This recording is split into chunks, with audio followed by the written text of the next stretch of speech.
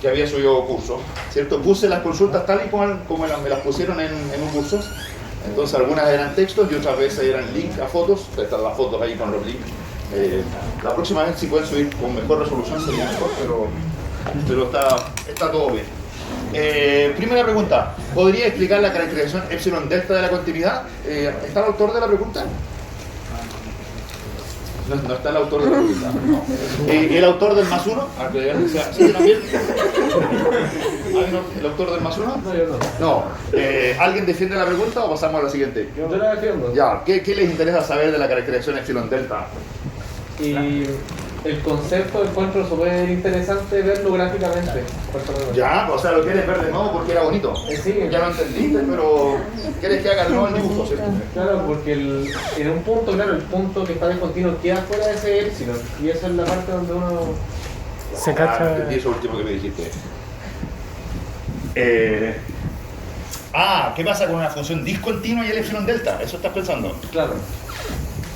Claro, que en el caso de las funciones discontinuas, efectivamente, si uno toma un epsilon súper chico, ¿cierto? Una función, por ejemplo, como esa, ahí, esa no es continua. ¿Y qué le pasa al epsilon delta? Bueno, ahí está f de x.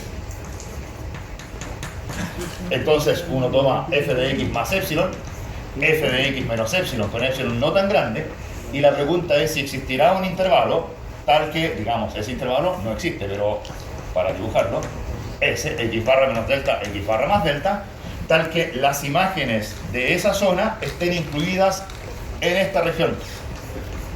Y la respuesta es, en ese ejercicio, no, porque las imágenes de esa zona están, bueno, hay una que está ahí adentro, pero las otras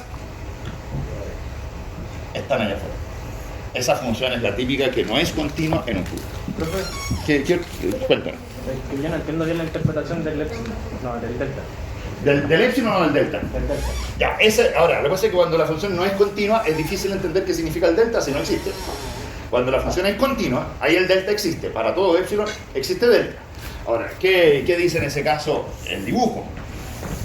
Entonces, si dibujo ahora una continua x barra, que tiene ahí su valor f de x barra, y una función que sea continua. Ahora, no la voy a dibujar constante porque sería demasiado sencillo. Lo típico que hago es las dibujo creciente, pero podría no ser creciente, podría ser de otra forma. ¿Qué dice la continuidad? Para todo epsilon me trazo un intervalo en torno de f de x barra. Ese es el famoso f de x barra menos epsilon, f de x barra más epsilon. Y si la función es continua, la función, dado que tiene que parecerse a f de x barra, y yo fijo un nivel de parecido llamado epsilon hacia arriba y epsilon hacia abajo, dado que la función tiene que parecerse a f de x barra, la función tiene que tener sus imágenes entre f de x barra menos epsilon y f de x barra más epsilon. ¿Cuándo? No siempre. Cuando yo me acerco a ¿dónde? A x barra. Cuando me acerco a x barra.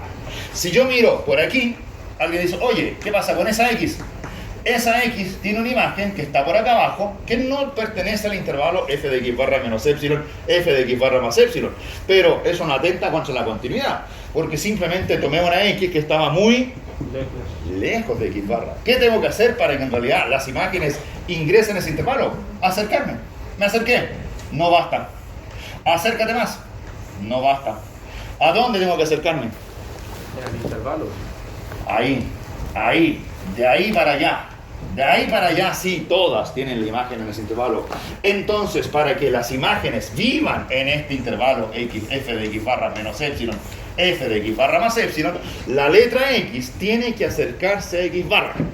¿Y qué dice la condición epsilon delta? Que la letra x tiene que acercarse a x barra tanto como delta. Existe un delta tal que si yo me acerco a delta de x barra, las imágenes viven ahí. Aquí estoy viendo el valor de delta. A ese lo voy a llamar delta 1. Ahora, ¿por qué lo llamé delta 1? Porque en realidad todo esto tiene que ocurrir por los dos lados. O sea, no solamente por un lado de la función. Así que por el otro lado también pueden decir, me vengo ahí con esa x. ¿Qué pasa con esa x? ¿Tiene su imagen dentro del intervalo? No. No, estoy muy lejos. Entonces tengo que acercarme más y más. ¿Hasta dónde? Hasta ahí. Si yo me muevo en esta zona, ahí las imágenes están acá arriba, viven donde yo quería. Esas son las imágenes que me interesaban entre f de x barra menos epsilon y f de x barra más epsilon. Ahora, si uno tiene el gráfico muy geométrico, podría calcular el delta al ojo, es decir, ahí está el delta. Pero ese delta normalmente no es igual que el otro, porque la función no tiene por qué ser simétrica. Ahora, algunas funciones que son simétricas, las rectas.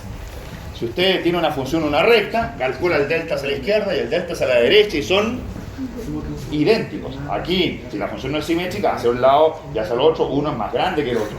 Ahora, hay que encontrar un delta que sea simétrico. ¿Cuál es el delta simétrico? ¿Delta 1 o delta 2?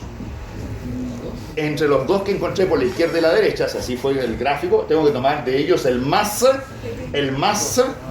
chico o grande.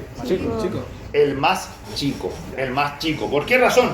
Porque si yo me acerco, pónganle en los números, digan que eso es un metro. Digan que esto de aquí es 5 centímetros. Si yo me acerco a 1 metro por la derecha, todo está bien. Si yo me acerco a 5 centímetros por la izquierda, todo está bien. Si me acerco a 1 metro por la derecha, no.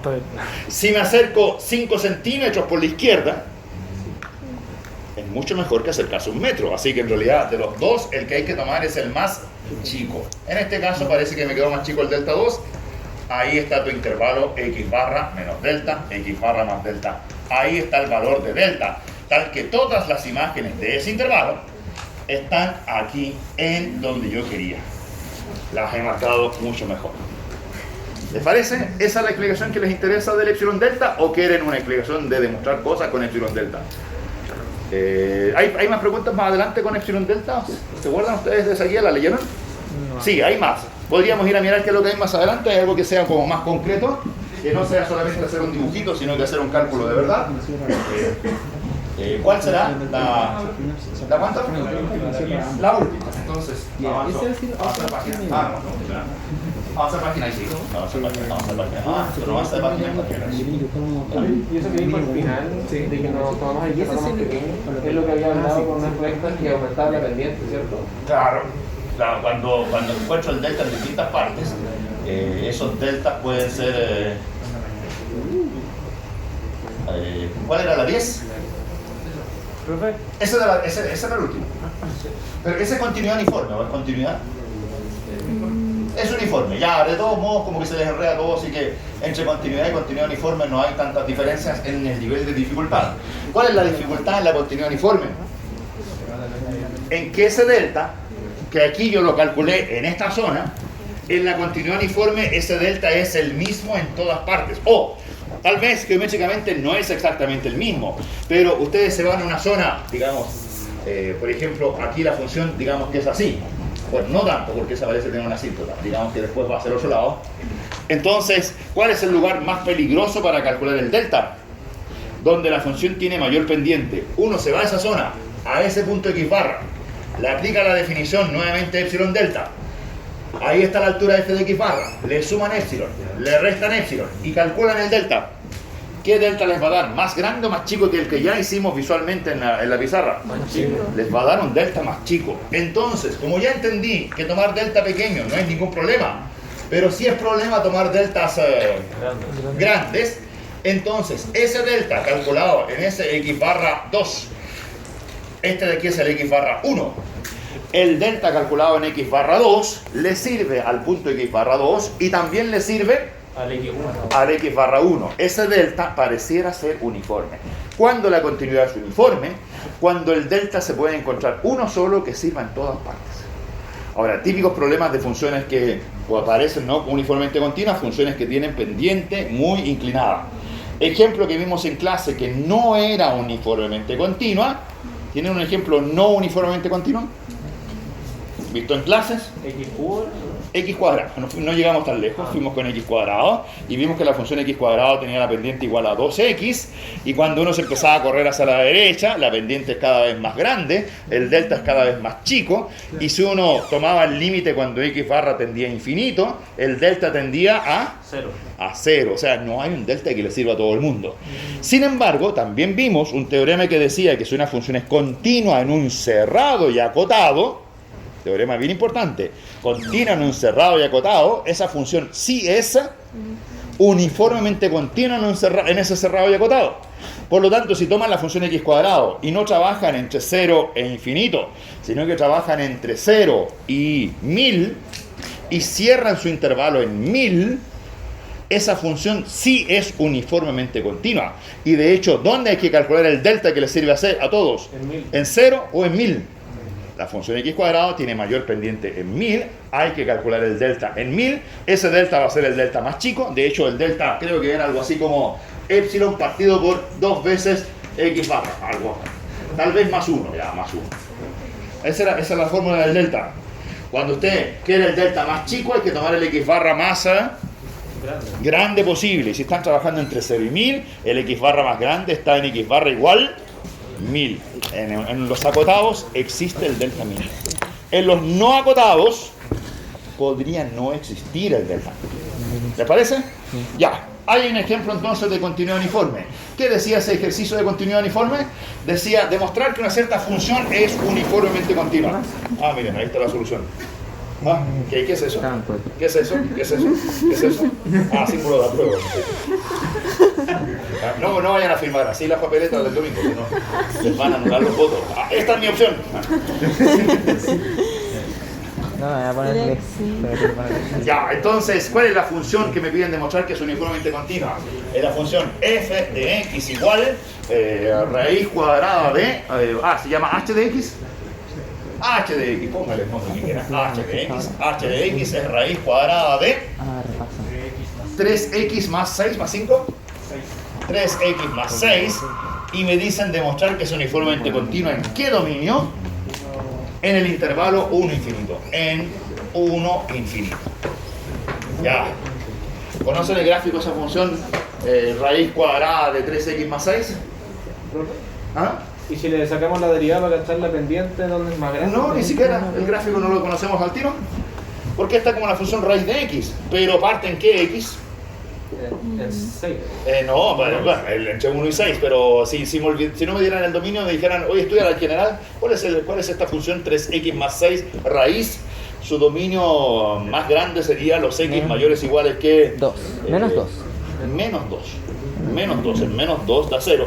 Y si usted grafica esa función desde menos 2 a infinito, es como la función raíz de x. Tal vez con un pequeño escalamiento vertical, horizontal, pero como a mano alzada esas cosas no se notan.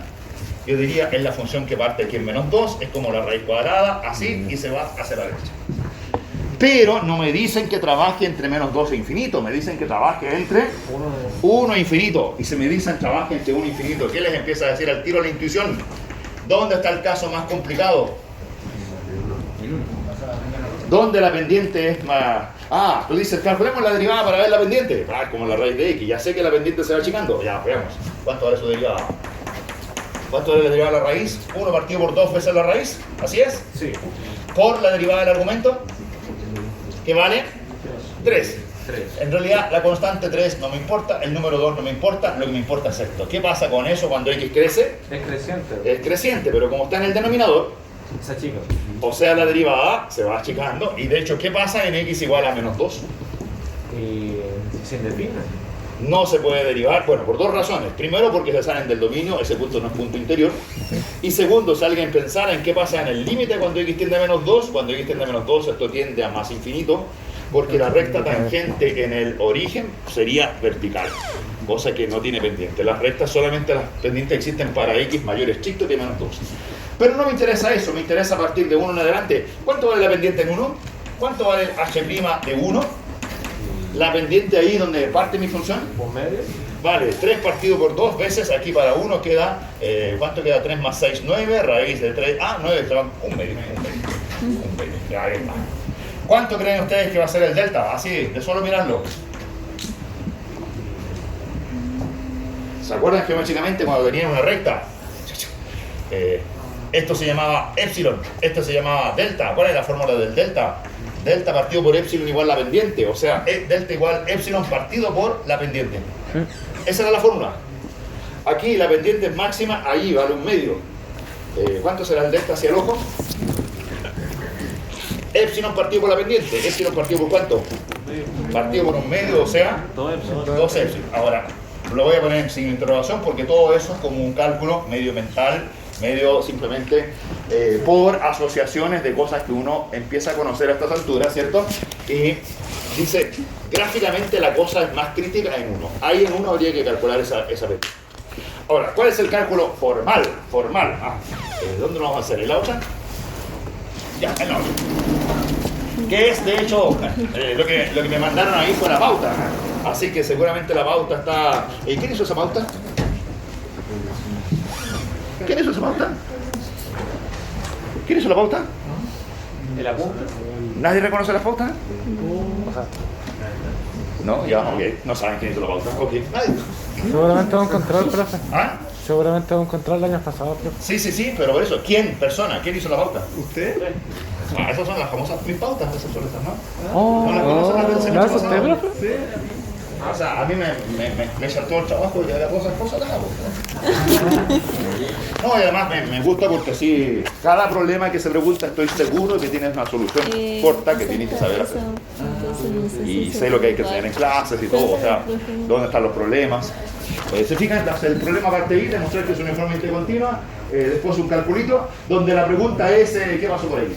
¿Qué pasó por ahí? ¿Qué pasó por ahí? Ahí está la gran complicación.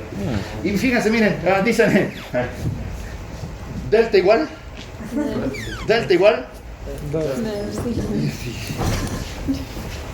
¿en qué se parece todo eso? Ya.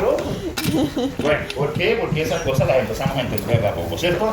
Ya, entonces, ¿qué hay que hacer? Hay que demostrar cuál es la condición epsilon delta. Para todo epsilon positivo existe delta, eso hay que demostrar, tal que para todo x e y en el dominio. Le puse x e y, los nombres dan lo mismo, x1, x2, x e y, como quieran. ¿Qué dice ahí x1, x2? Pongamos x1, x2.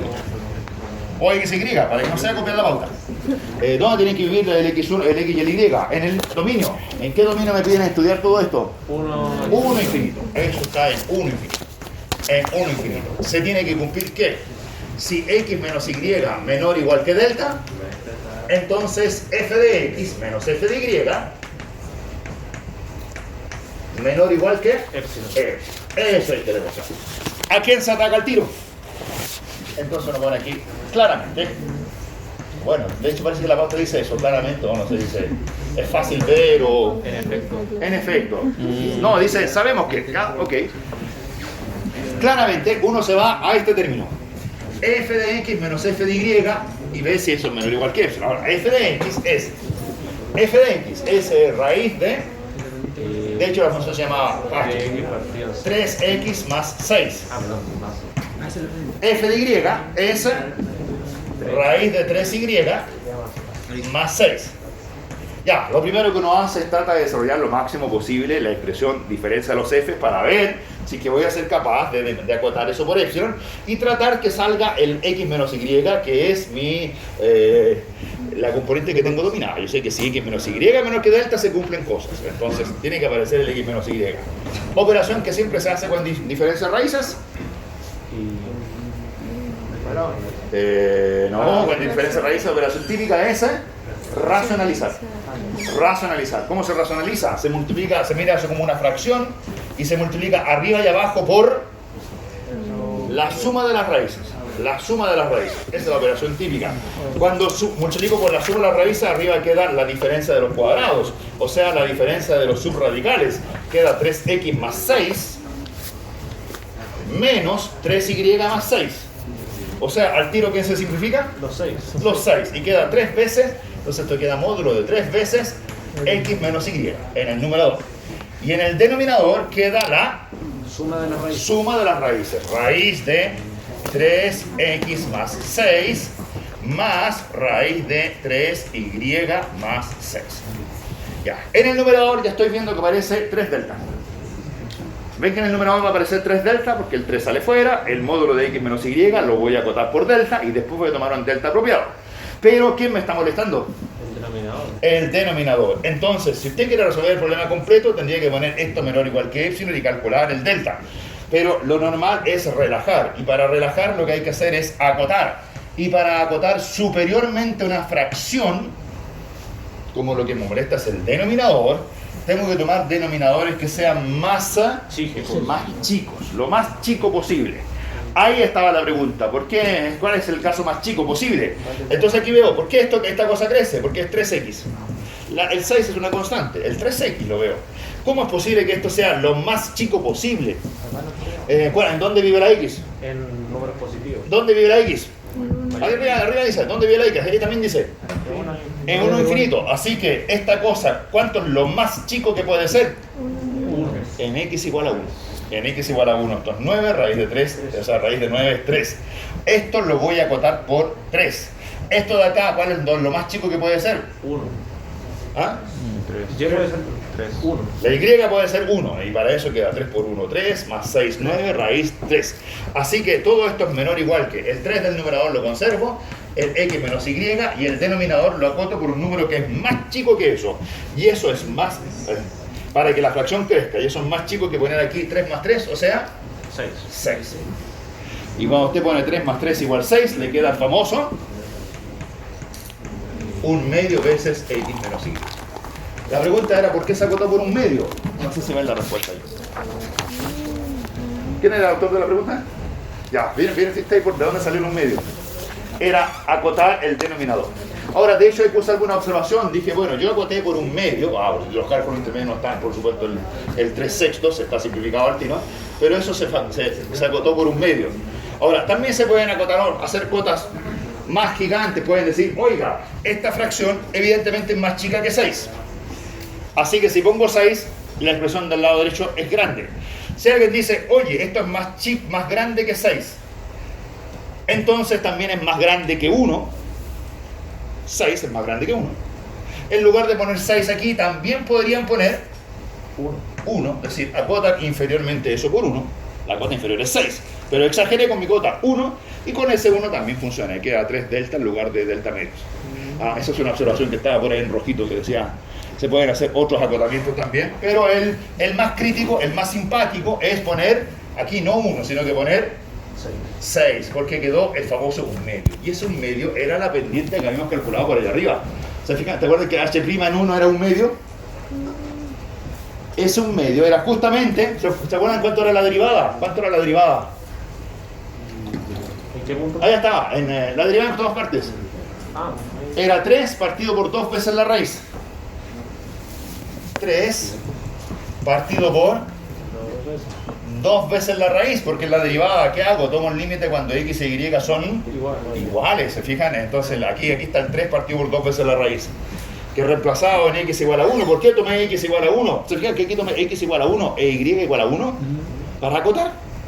Entonces, en buenas cuentas, calculé el límite cuando x tiende a 1, y también tiende a 1, o sea, la derivada, y me quedó que toda esa fracción en 1 valía 1/2. Exactamente el cálculo informal que había hecho arriba con la derivada. Claro, aquí me di cuenta que al acotar me fui al 1 y no al infinito. Mi variable se movía entre 1 e infinito, me fui al 1 que era el más crítico.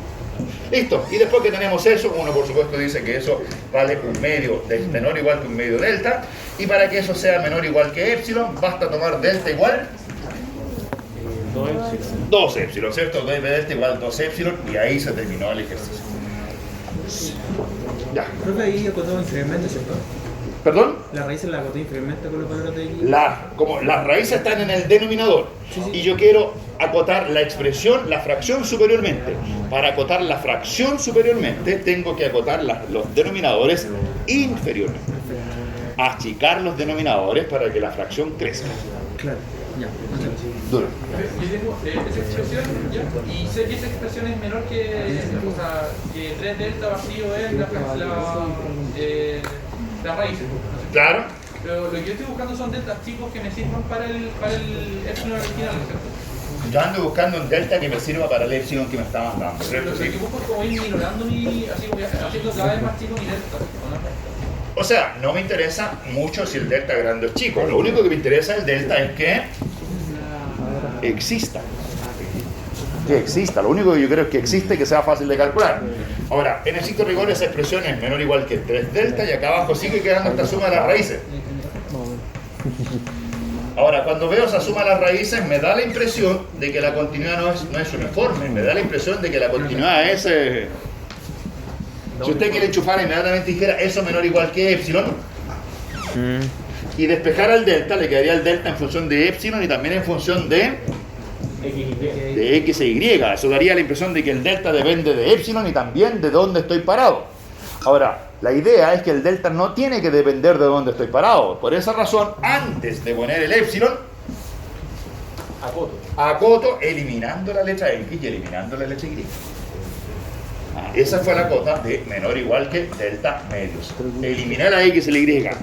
Y una vez que eliminé la x y la y, ya obtuve una cota superior de esta diferencia de los f's. Y como yo quiero que esta diferencia de los f's sea menor que epsilon, ahí es donde a mí se me ocurre decir, vamos a imponer que eso sea menor o igual que epsilon, y con eso calculo cuál es el delta. En la última pincelada de la demostración. Y si el delta medios es más grande, ¿cómo se sigue sirviendo para el... Si el delta medios... El delta medios es más grande... ¿Más grande que qué número? O sea que el 3 por módulo de x menos y partido en... El delta medios es más grande que eso. Sí. Ahora, ¿qué es lo que yo quería demostrar arriba? Yo quería demostrar que esta cosa es menor que epsilon. Ese era mi objetivo. Lo ves arriba, demostrar que esa diferencia es menor que epsilon. Entonces lo que yo dije, esa diferencia la logré acotar por delta medios. Entonces es acotar la diferencia. Acotar la diferencia por delta, por lo que sea a veces delta. Y una vez que tengo eso acotado por delta, me pregunto, ¿podría encontrar un delta para que esa cota sea más chica que epsilon? Entonces no es como hacerlo cada vez más chico, sino que es como encontrar un delta que sea más grande.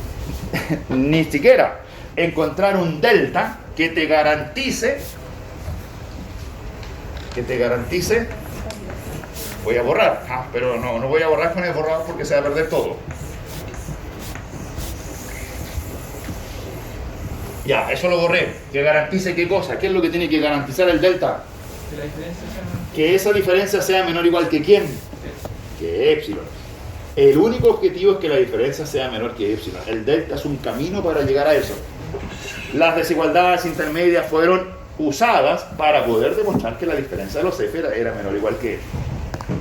Ahora, ¿cuál fue el precio a pagar? Estas desigualdades de aquí eran sencillas. Esa desigualdad de ahí era sencilla en el dominio.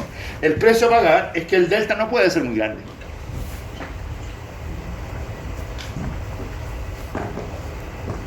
Porque esta desigualdad de aquí esta igualdad es evidente, es una identidad. Esta desigualdad de aquí, ¿por qué es? Porque x menos y menor que delta. Esa es parte de mi dato. Esta desigualdad de aquí es porque como estoy en el intervalo, esta expresión es menor o igual que esa. Todas esas de ahí son datos. Y la última no es dato. Esta de aquí es una que está en cuestionamiento. Esa depende. ¿De quién depende esa última desigualdad? De delta. Depende de cuánto tomo yo el valor de delta. Y ahí tú dices, lo que hay que hacer es tomar un delta chico. ¿Más chico que cuánto? Más chico que 2 epsilon. Nada que ver con los otros números. Lo importante es, a partir del epsilon, cuánto tiene que ser el delta que garantice lo que yo quiero. ¿Ahí sí? Ahora, que el delta sea, si tú encuentras que el delta grande satisface la última desigualdad, mejor. ¿A qué funciones les calzaba el delta grande? A las constantes. Cuando uno tenía la función constante, uno calculaba f de x1 menos f de x2 y eso le daba 0. Y ahí decía, en realidad el delta puede ser gigante porque eso siempre va a ser menor o igual que epsilon. Lo único que tengo que lograr es que delta f sea menor o igual que epsilon. El delta es un seguro. Lo que me asegura que la diferencia ya sea menor o igual que epsilon. Ahora, si usted ya sabe que esa diferencia es menor que epsilon siempre, ahí toma el delta cualquiera en el caso de la función constante. Es una función muy sencilla, dura. Profe, entonces, para resumir, lo que quiero encontrar una relación epsilon-delta. Encontrar Eso es. algún... O sea, lo que yo quiero hacer es demostrar esto. Hay que saber leer. ¿Qué dice ahí? ¿Demostrar qué cosa? Que para cualquier epsilon positivo... Tengo un delta de seguridad que me garantiza que los delta f son menores o iguales que epsilon. El objetivo es que los delta f sean menores o iguales que epsilon. No, y ahí se demuestra por eso. Entonces, ahora, si la función fuese constante, no necesito el delta. Pero cuando las funciones varían mucho, ahí está la historia de la pendiente. Si una función es muy variable y usted quiere que los f no se muevan más que epsilon, tiene que tomar puntos cercanos al X barra delta chico. Si usted tiene una función que varía poco y quiere que la función se mueva en una banda de tamaño epsilon, puede tomar los X muy distanciados. El delta es, ¿qué requisito le pongo a la X para que los f de X se muevan en un intervalo? Duda al fondo y después aquí. ¿Podría volver a explicar por qué derivamos al comienzo? Porque la idea intuitiva geométrica que uno tiene es que mientras más grande sea la pendiente de la función, el delta va a ser más chico. Mientras más plana sea la función, el delta va a ser más grande. Y cuando estoy investigando la continuidad uniforme, me interesan aquellos puntos donde el delta es más chico. Porque cuando el delta es más chico, la función es más complicada. Funciones complicadas son las que varían mucho. Me muevo un poquito, como el efecto de ese mariposa, ¿cierto? Que me muevo un poquito, la mariposa mueve sus alitas por allá, por Alaska, y se genera el tremendo temporal acá en Santiago. Esa es como la idea como intuitiva de funciones que tienen pendiente muy gigante. Pequeñas variaciones en X producen gigantes variaciones en Y. Y yo quiero que la variación en Y sea pequeña. Hay que acotar la variación en X, hay que acotarla. Cuando la función es muy inclinada, el delta es chico. Cuando la función es media plana, el delta puede ser más relajado. ¿Dónde hay que tener más cuidado? ¿Dónde hay que decirle a la mariposa que no mueva las alas? Cuando la función es muy inclinada. Porque aquí cualquier variación puede hacer que se me caiga mi experimento. Puse el trípode ahí. Si lo pongo medio inestable, o sea, dicho la estabilidad del trípode, las patas que tiene, miden una función. Seguramente hay una función potencial de energía. Y si yo le pongo pocas patitas al trípode, seguramente la función es muy inclinada. Y pequeñas variaciones producen grandes variaciones de energía. Y eventualmente el trípode, ante cualquier perturbación, se me viene abajo. Si yo le pongo más estabilidad, la función tiene pendiente más chica. Intuitivamente, ¿dónde hay que buscar el delta? Donde la pendiente es masa grande. Como la función en este ejercicio era la función raíz cuadrada desde 1 en adelante, la miramos como una función que tiene pendiente en 1 y después su pendiente se empieza a achicar. Entonces dijimos, ¿dónde está la pendiente más grande? En 1. ¿Y cuánto vale esa pendiente? Pendiente derivada pendiente de la recta tangente, por eso derivamos. Derivamos. ¿Y dónde evaluamos la derivada? En 1. ¿Por qué en 1 y no en otros puntos? Porque buscamos el punto donde la inclinación era masa grande. Y dijimos, allí podría pensar que mi función es como una recta. Y en las rectas, el delta vale epsilon partido por m. Epsilon partido por delta es la pendiente. Entonces, la intuición fue que había que tomar el delta como epsilon partido por la pendiente, que era un medio, así que ahí quedó el famoso 2 epsilon. Ahora, el problema no es lineal, no es una recta, así que a veces, de hecho, ¿se acuerdan de la parábola? El cálculo intuitivo, ¿qué decía el cálculo intuitivo? ¿Cuánto es la pendiente de una parábola? 2x barra. ¿Y cuánto era el delta? En principio, el intuitivo. Epsilon partido por 2x barra. Ese sería el delta que sale de un análisis intuitivo, ¿cierto? Diciendo la pendiente lo más grande posible es 2x barra y 2x barra el delta vale eso. Pero en realidad cuando uno hace el análisis verdadero, no es epsilon partido por 2x barra, era epsilon partido por 2x barra más 1. ¿Por qué? Porque la parábola no es una recta. O sea, si usted en una parábola toma solo la recta, ¿se dan cuenta de lo que pasa en la parábola? Si usted en la parábola, ahí, tiene su punto X barra, o en ese caso hablamos de continuidad puntual, y se mueve a lo largo de la recta tangente, y dice, aquí pongo mi epsilon, y calculo con la recta tangente el delta, ¿qué le pasa al delta?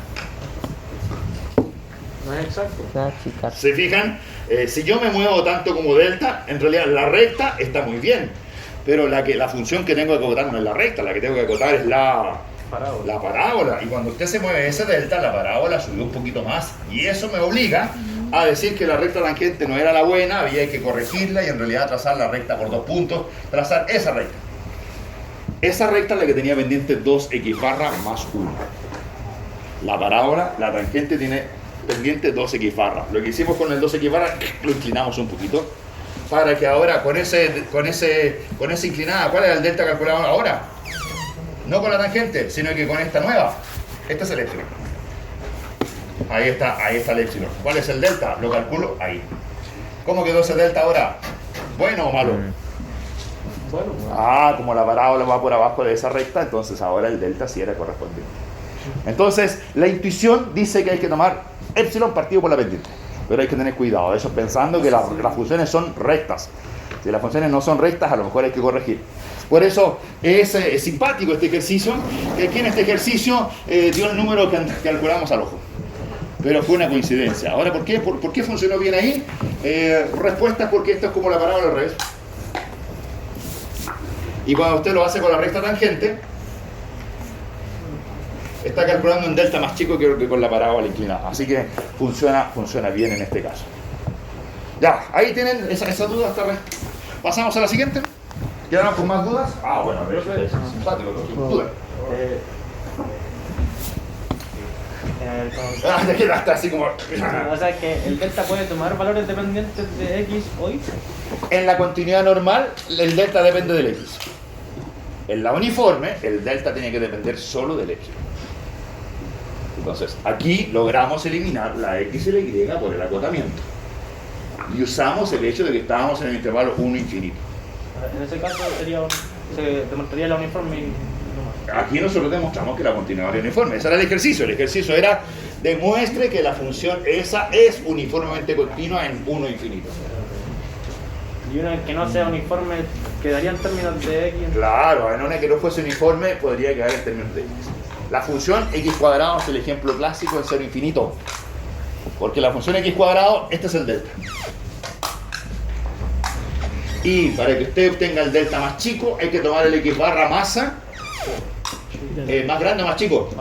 El más grande, pero resulta que si tu dominio es cero infinito, dicho x barra más grande no existe. Hay que tomar el límite cuando x barra tiene infinito. Y cuando x barra tiene infinito, el límite de esta expresión vale 0. No hay un delta que sirva para todo. Sin embargo, si tomaras la parábola entre 0 y 1000, ¿con qué x barra me elimino? Tomo el x barra más complicado, el x barra más grande, 1000, y con ese 1000 calculo un delta que le sirve a todo el mundo. ¿Te parece? Lo vamos a poner ahí más en el centro. Qué buena introducción para el programa de ¡Ya! bueno, cuando veamos continuidad, algunas dudas de continuidad no uniforme, ¿podríamos demostrar, por favor, por qué la función exponencial es continua? ¿Lo escribiste en las dudas de curso? No. Demos la imprioridad a las dudas de curso y ahí vemos si nos alcanza. Ya, entonces habíamos hecho la 1 y nos saltamos a la 10. Después de la 10 no hay nada. No. Ya, o sea, nos queda solamente 2, 3, 4, 5, 6, 7, 8, 9. No. Una cosa poca. Cuéntame. Tomando la metáfora de la pendiente, Ya. de la derivada, cuando se le suma uno abajo no puede como fallar, porque está la recta, está... La parábola, Sí. le sumaste 1. Bueno, es que por eso, esa de sumarle 1 no fue al ojo. Cuando le sumamos 1 fue porque hicimos la demostración analítica. Y al hacer la demostración analítica, escribimos unas cotas y en esas cotas apareció el 2x barra más 1. Ahora, después de que terminamos la demostración, uno puede reinterpretar el 2x barra más 1 como la pendiente de una recta secante, que es un poquito más inclinada que la recta tangente. Ahora, pienso que cuando hicimos ese cálculo, dijimos que íbamos a tomar el delta menor o igual a 1. Hicimos el cálculo, esto resultó de que en alguna parte dijimos, vamos a tomar delta, en el caso de la parábola, menor o igual a 1. Ahora, allí, claro, si tú partes con delta menor o igual a 1, ¿dónde se me quedó el borrador? Aquí. Si tú partes con delta menor o igual a 1, y dices, no me voy a mover más allá de x barra más 1, ahí está mi parábola. Ese es el punto x barra. Y digo, como el delta no va a ser más grande que 1, lo máximo a lo cual yo me voy a mover hacia la derecha va a ser ¿hasta dónde? Lo máximo, maximorum. ¿Hasta x barra más cuánto? Más 1, porque al tomar el delta menor o igual a 1 estoy obligando que no me puedo mover más allá. Recuerden que tu variable vive entre x barra menos delta y x barra más delta. Si delta menor o igual a 1, esto llega a lo más hasta x barra más 1. Pues bien, lo que nosotros hicimos en realidad era la pendiente de la recta que pasa por los 2 puntos. ¿Cómo se calcula la pendiente de una recta que pasa por 2 puntos? Delta y partido de delta x. Claro, ¿cuánto sería? Miren, x barra más 1 al cuadrado. Ese es el valor final de la función. Menos x barra al cuadrado. Ese es el valor inicial. Dividido por delta x. ¿Cuánto vale el delta x en ese caso? Entre x barra y x barra más 1. Vale 1, ya, así que eso no lo escribo. ¿Y cuánto vale todo eso? Desarrollen. 2x. Aquí vale x barra al cuadrado más 2 veces x barra más 1 menos x barra al cuadrado. ¿Quién se simplifica? ¿Y cuánto quedó la pendiente de esa recta secante? 2x barra más 1. El que pusimos en ese ejercicio. Porque hicimos una limitación en el delta. Si tú hubieses dicho, voy a tomar el delta menor o igual que 2, entonces, claro, esto hay que asegurar las cosas hasta x barra más 2 y seguramente ahí va a quedar 2x barra más 4 en el denominador. ¿Cierto? ¿Cierto? El desarrollo x barra más 2, ¿cierto? Se vale x barra al cuadrado, ¿cierto? Se pone aquí, lo pone con 2, ese sigue siendo 2 y este es 4. Ese fue un cálculo analítico que hicimos completamente en el caso de la x cuadrada. 4x barra más 4x barra más 4, claro, porque el 2 afecta también al doble producto, sí, tiene razón. Claro, ahí sería más complicado. Ya, ese era el caso de ese ejercicio. Vamos con la pregunta 2, 3, 4, etc. Entonces, pregunta 2. Consulta 2. También tiene un más 1. De hecho tiene más un 2 más 1. Un mini resumen de los teoremas. ¿Quién es el autor de la pregunta? ¿Está el autor de la pregunta? ¿No? ¿Nos saltamos la pregunta o les interesa? Ya, hagamos un mini resumen. Decía, no he entendido mucho lo que decía antes de derivada. Pienso que eso dice, ¿no? Ya, entonces, ahora, un mini resumen. Me va a costar hacer un mini resumen. Voy a hacer un mini max resumen. De hecho, yo partiría de atrás para adelante en mi resumen. El último teorema, ¿listo hoy día? ¿Cuál es el teorema de hoy día? Teorema del valor medio, ¿cierto? Entonces,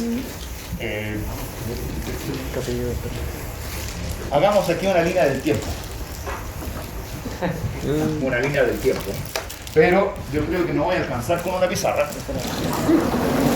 Así que la vamos a terminar en esta otra pizarra. Es un mini resumen en 2 pizarras, ¿les parece? Ya. Hoy día vimos entonces el famoso teorema del valor medio, que en realidad, le voy a poner aquí, es nuestro título de hoy día, teorema del valor medio, y le voy a poner un triangulito. ¿Por qué le voy a poner triangulito? No cuadrado, ni pentágono, ninguna otra figura, solo un triangulito. Porque son 3, ¿cierto? Rolle, Lagrange, Cauchy.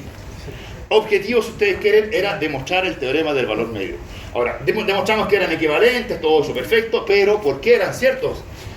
¿Quién implica el teorema del valor medio? Entonces, allí tuvimos que usar la famosa regla de Fermat. Regla de Fermat. Ahora, ¿la regla de Fermat de quién dependía? Regla de Fermat creo que no depende de nadie, así que voy a poner por aquí la regla de Fermat. ¿Qué decía la regla de Fermat? Que en los puntos extremos f' vale 0. F' de x barra vale 0 en los puntos extremos. Ahora, esa regla de Fermat la tuvimos que combinar, ¿cierto? Entonces la quería poner ahí, que eso va en el implica. En el implica se usa la regla Fermat, pero lo interesante, ¿por qué se puede aplicar la regla de Fermat? Es porque las funciones continuas tienen puntos extremos. ¿Y por qué razón las funciones continuas tienen puntos extremos? Ahí estaban los famosos 4 teoremas de la continuidad. ¿Cuáles eran los 4 teoremas de la continuidad? ¿Cierto? Ahí estaban Bolzano, Bolzano, teorema de los valores intermedios, que de hecho Bolzano y teorema de los valores intermedios no se usa para todo esto. De hecho, yo podría decir que Bolzano, lo voy a escribir acá arriba mejor, Bolzano y teorema del valor intermedio son resultados de esos teoremas que son importantes por sí solos. De hecho, uno puede con eso saber que las funciones, por ejemplo, una cosa que hicimos el primer semestre, de hecho no muy bien tal vez, vimos que la exponencial tenía conjunto imagen todos los reales positivos. En realidad, lo que se puede demostrar fácilmente es que el exponencial alcanza valores muy bajos y alcanza valores muy altos. ¿Y por qué todos los valores intermedios tenían imagen de alguien? Porque es continua y le pueden aplicar el teorema de los valores intermedios. El conjunto imagen es todos los reales positivos de donde sale, por ejemplo, el dominio de la función logaritmo. Ahora, en esta línea de implicancias, lo importante aquí era que las funciones continuas alcanzaban sus máximos. Aquí estaban los puntos extremos. Puntos extremos. Todas las funciones continuas en un intervalo cerrado acotado tienen puntos extremos, que eran puntos donde la función alcanzaba su máximo y su mínimo. ¿Por qué eran dos teoremas esos en nuestro resumen? Porque dijimos los cuatro de Bolzano, TBI, y ahí en puntos extremos habían dos, que los demostramos simultáneamente casi, el 3 y el 4. Eran dos porque primero había que demostrar que el conjunto imagen era acotado, lo cual significa que el conjunto imagen tiene supremo y tiene ínfimo, y después demostrar que dicho supremo era un máximo y dicho ínfimo era un mínimo. Ahí están los puntos extremos. Mira qué bueno que estás recorriendo tu cuaderno, ¿cierto? Entonces, para demostrar el famoso teorema del valor medio, se necesitaba la regla de Fermat. Ahora, Fermat sale de la definición de derivada. Si es punto extremo, el cálculo era bien sencillo, la derivada valía 0. Pero había que saber que las funciones tenían puntos extremos y ahí están los 4 teoremas importantes. Ahora, ¿de dónde salieron los 4 teoremas importantes? Ahí es donde voy a necesitar la pizarra número 1. Ya, remontemos en el tiempo. ¿Por qué los 4 teoremas importantes eran ciertos? De hecho no es tan largo mi resumen. Pensé que iba a ser más largo, pero voy a hacer las líneas largas para que tenga sentido todo lo que usé de pizarra. ¿Qué implicaban los 4 teoremas? Era el famoso Bolzano-Weierstrass. ¿Qué decía Bolzano-Weierstrass? Que todas las sucesiones acotadas, al menos una subsucesión convergente. Acotada implica subsucesión convergente. Así lo voy a llamar. Subsucesión convergente. Todas las acotadas tienen subsucesiones convergentes. Y ahí uno se pregunta, bueno, ¿y cómo se demuestra Bolzano-Weierstrass?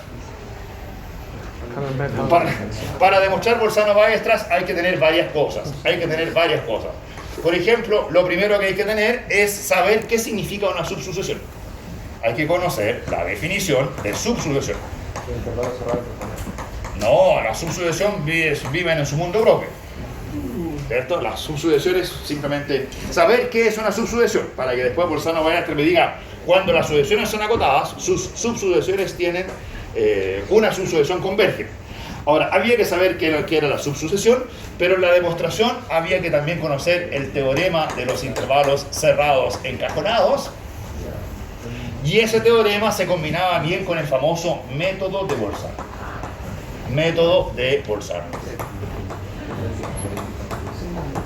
¿Qué era el método Bolzano? También llamado método de la dicotomía. ¿Por qué dicotomía? ¿Qué hacía el método Bolzano? Dividía los intervalos en qué cosas? En el punto medio y se quedaba con una de las mitades, ¿cierto? ¿Conocen las aplicaciones didácticas o aplicaciones caricaturescas del método Bolzano?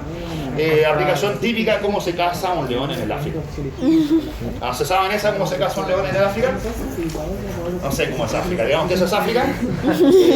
Fácil, trazan una reja que divida África en 2 partes y el león tendrá que estar en alguna de esas 2 partes, se quedan con la parte del África donde haya algún león. Digamos que es la de arriba. Una vez que se encontraron con la parte de arriba, ¿qué hacen a continuación?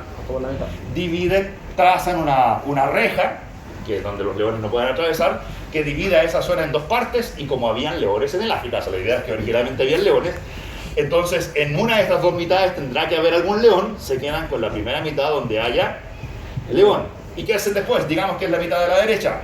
Dividen eso por la mitad, se quedan con una de las 2 donde exista el león. Después dividen aquí por la mitad, se quedan con una de las mitades donde haya león. Digamos que es esta. Dividen por la mitad, se quedan con una de las mitades que tenga león, etcétera, etcétera, etcétera, hasta que Tengan el leoncito ahí atrapado en una reja de 1 por 1 por 1 por 1 y una vez que está el leoncito ahí con una, no sé, una pistola de agua, pum, pum, pum, listo, te casé. Entonces se termina la caza de los leones en África, actividad tremendamente difícil, usando el método de Bolzano. Simplemente tracé infinitas rejas, ¿cierto? En todos los sentidos. Ahora, hay matemáticos que no les gusta esta cosa y dicen que esto es falso. Porque dicen, eso no es el método Bolzano. El método Bolzano va más allá. Porque en el método Bolzano no es dividir por la mitad, por la mitad, por la mitad, por la mitad. Sí, es dividir por la mitad, por la mitad, por la mitad. Pero no hasta que la reja sea de 1 por 1. Es nada, claro, hasta que sea un punto. Son infinitas rejas, es una sucesión. Y lo interesante es que en esa sucesión infinita, al final queda alguien. O sea, el león queda...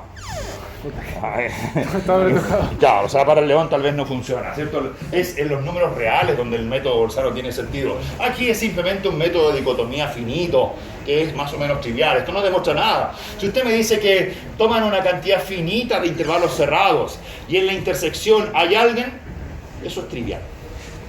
Eso es trivial, porque si ustedes toman intervalos cerrados encajonados y toma 50 intervalos cerrados encajonados y los intersecta todos, ¿qué les da? Si los intervalos se van achicando y los intersecta todos, ¿qué les da? El más chico, ¿cierto? El intervalo 50, y esa cosa no es teorema, no es nada, simplemente intersectar 2 conjuntos, 3 conjuntos, 4 conjuntos.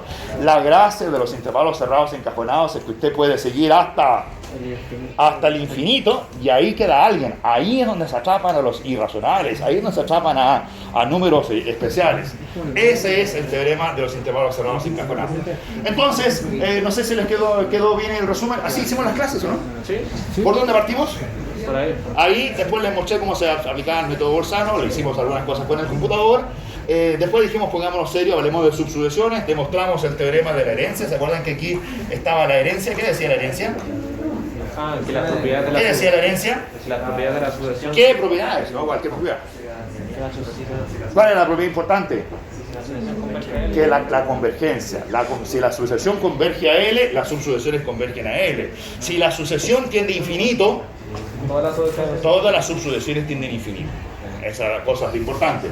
Ya, después nos fuimos a Bolzano-Weierstrass, lo demostramos usando el método Bolzano. ¿Qué hicimos después? ¿Tú que tenías tu cuaderno? Creo que fue eso, ¿no?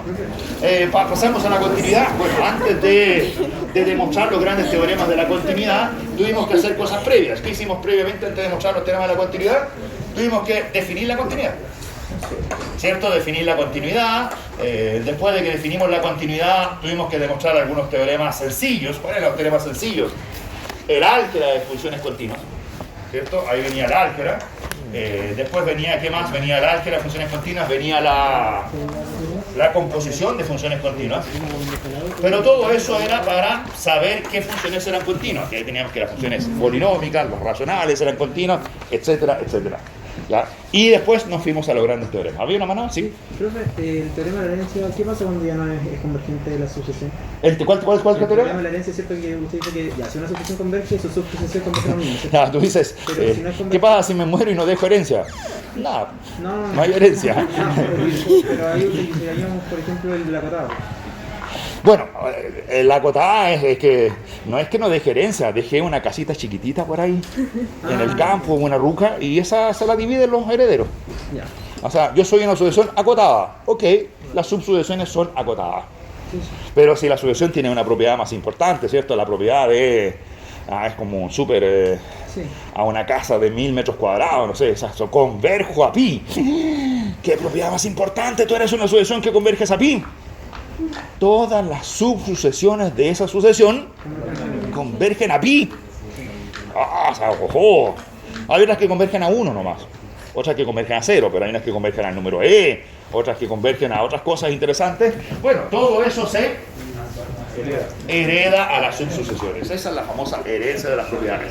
Ya, Bolzano-Weierstrass, vimos la continuidad, los teoremas de la continuidad. Después, antes de Fermat, tuvimos que ver algo también. Tuvimos que definir qué era la derivada. ¿Cierto? Había que hacer definición de la derivada. Entonces aquí voy a poner también, existía, después de hacer todo eso, definición de derivada.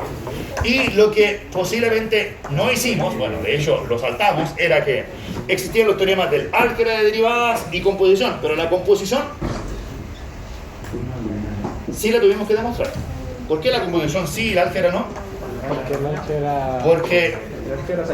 Porque el álgebra era como evidente, era muy sencilla, ¿cierto? Directamente álgebra de límites. Pero la composición requería un teorema especial.